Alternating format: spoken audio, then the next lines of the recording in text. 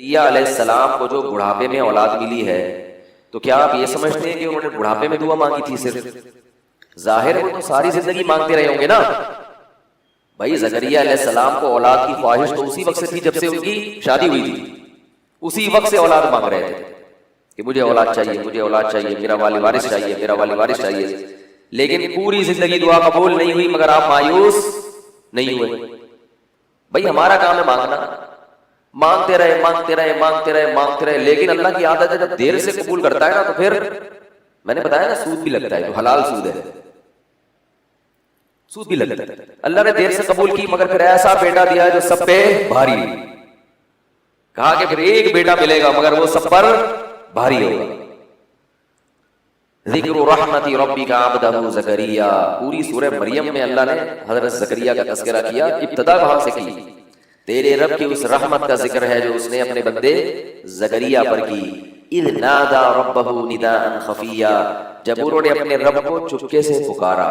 چپکے سے شاید اس لیے پکارا کہ اگر میں سب کے سامنے دعا مانگوں گا تو لوگ مذاق اڑائیں گے کہ بوڑھے کو کیا ہو گیا, بال سفید ہو گئے, بیوی بانجھ بھی ہے, بوڑھی بھی ہے, اور اس عمر میں کیا مانگ رہے اللہ سے؟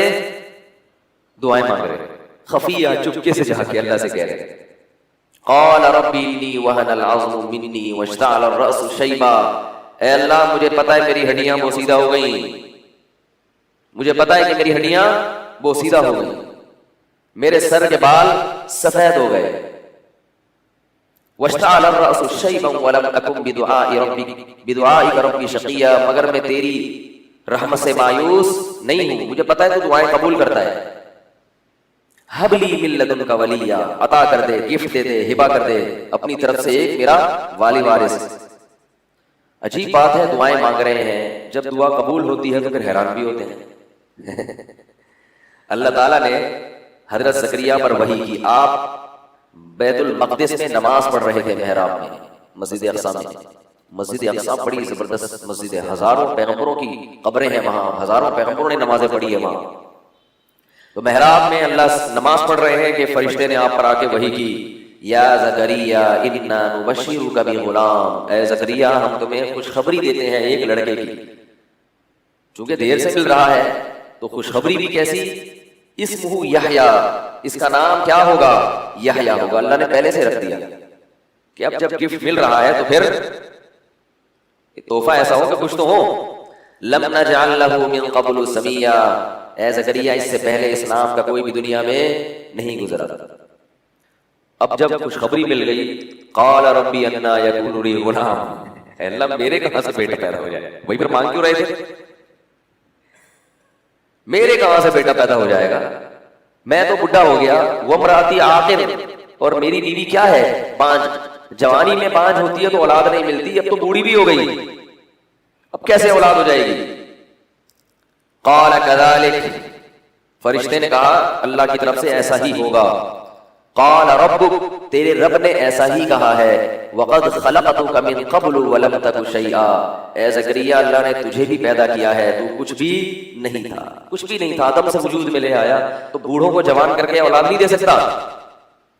حضرت زکریا کی اللہ نے دعاؤں کے مختلف الفاظ ذکر کیے. لا تذرنی فردن, اے اللہ مجھے تنہا نہ چھوڑ.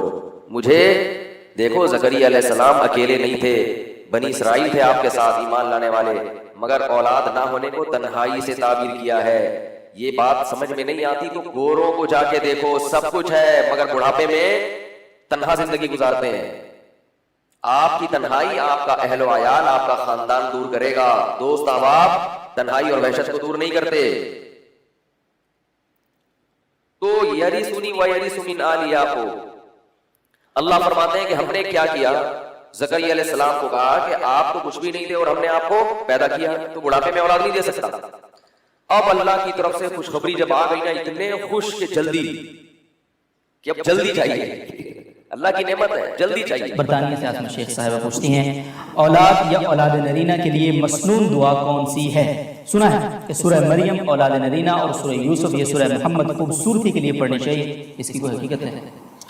ایسی تو کوئی روایت میرے علم میں نہیں ہے, کوئی ایسی کوئی کسی صحابی کا بھی کوئی ایسا قول نہیں ہے کہ یہ صورتیں پڑھنی چاہیے. البتہ औलाद नरीना के लिए या वैसे भी औलाद के लिए ज़करिया अलैहिस्सलाम की दुआ है, रब्बी ला तज़रनी फ़र्दन व अंत खैरुल वारिसीन।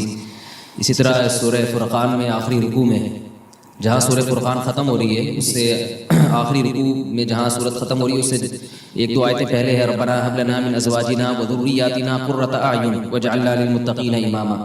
ये दुआ पढ़नी चाहिए। वैसे भी 2 रकत सलातुल हाजत पढ़ के अल्लाह ताला से दुआ मांगनी चाहिए अपनी ज़बान में।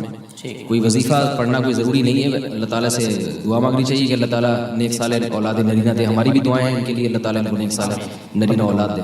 बहुत बहुत शुक्रिया, बहुत शुक्रिया मुस्तफ़ा। वैसे आपने ये थोड़ा सा वजीफ़ा बता दिया, वरना जितने वजीफ़े आज तक आपसे पूछे आपने यही कहा नहीं, ऐसे खुद से। हमारे शेख हजरत मुफ्ती रशीद अहमद साहब रहमहुल्लाह ताला फरमाते थे कि बच्चे की गलती पे जब गुस्सा आए अपने बच्चे की, उस वक्त उसको सजा बोलो भाई ना दो, क्योंकि उसमें इतना जुर्म नहीं होगा जितना गुस्से की वजह से आप उसको सजा दोगे। इसका भी क़यामत के दिन हिसाब, बाप को इजाजत नहीं है कि औलाद पे जुल्म करे, जुल्म करेगा तो क़यामत में हिसाब देना पड़ेगा। बताओ, जो अपनी औलाद को गुस्से में नहीं मार रहा कि कहीं ज्यादती ना हो जाए, जबकि गलती औलाद ने की है, बल्कि वो गुस्से के ठंडा होने का इंतजार कर रहा हो, तो वो आदमी बहनों की विरासत कैसे खाएगा? बोलो ना भाई। वो कैसे लोगों के करोड़ों रुपए खा के बैठेगा? वो कैसे कत्ल करेगा? वो कैसे जुल्म करेगा? हजरत मुफ्ती मोहम्मद शफी साहब रहमहुल्लाह ताला का भी यही मामूल था। फरमाते हैं, जब मुझे गुस्सा आता था तो मैं अपने बच्चों पे सख्ती, जब गुस्सा ठंडा होता था फिर अपने बेटों को बुलाते थे। कौन बेटे? हजरत मुफ्ती तकी उस्मानी साहब, हजरत मुफ्ती रफी उस्मानी साहब।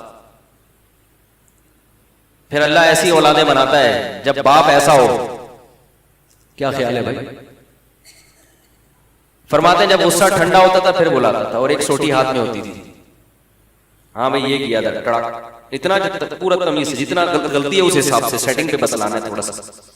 हम पूरी विंडो रिमूव कर देते हैं भाई, रिफ्रेश करने से काम चल रहा है, पूरा कंप्यूटर ही यानी पहले तो विंडो उठा के फिर बच्चा ही भाग जाता है, पूरा कंप्यूटर चेंज करना पड़ता है। कूट रहे हैं तसल्ली से, मार रहे हैं, पीट रहे हैं। तो ये उन लोगों के हालात हैं जिनको ये फिक्र थी कि हर बात का लिखी जा रही है और हर अमल बोलो ना यार, नोट किए।